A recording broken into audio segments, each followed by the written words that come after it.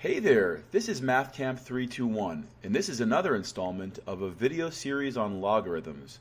This particular video is part 5 and discusses the change of base formula. A common log is a log of base 10.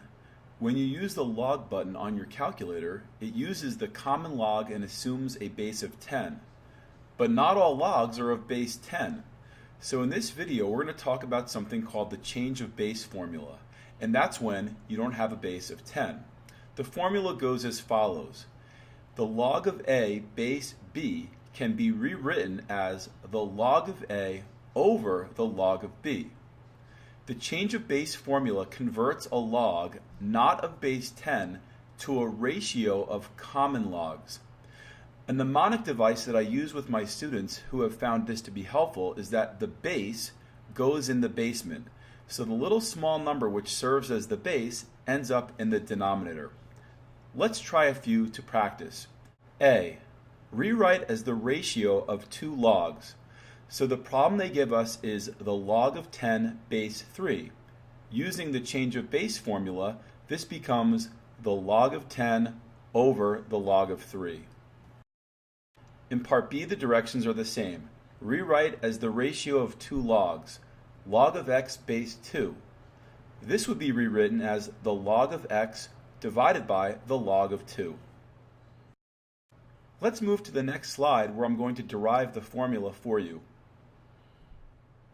On this slide, I'm going to show you why the change of base formula actually works. But we're going to need to look at another property before we do that, and it's a very basic property. It states that if a equals b, then the log of a equals the log of b. In other words, if two things are equal and we take the log of both sides, then those two things will still be equal. So let's complete the two-column proof below, and then you'll see exactly why the change of base formula actually works. So we're going to start with the given, the log of a base b equals some value, and we're going to call that x. In step 2 of the two-column proof, it says to swing. And you might recall from an earlier video, that is to start at this little base b, swing upward to the right, and land over here.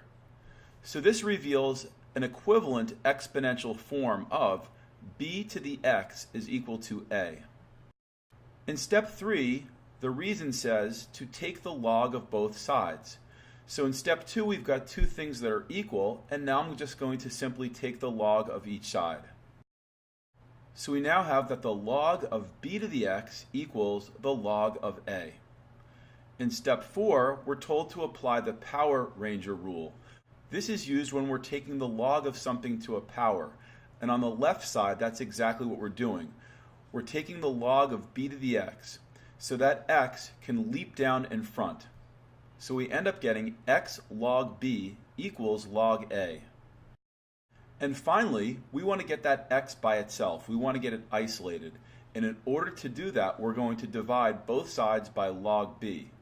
This is going to get us exactly the change of base formula, because x will equal log a over log b. And notice where log b ended up, in the basement.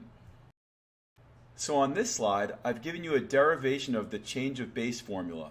So hopefully by looking at this, you have a better understanding of why the formula works and maybe some more familiarity of when to apply it.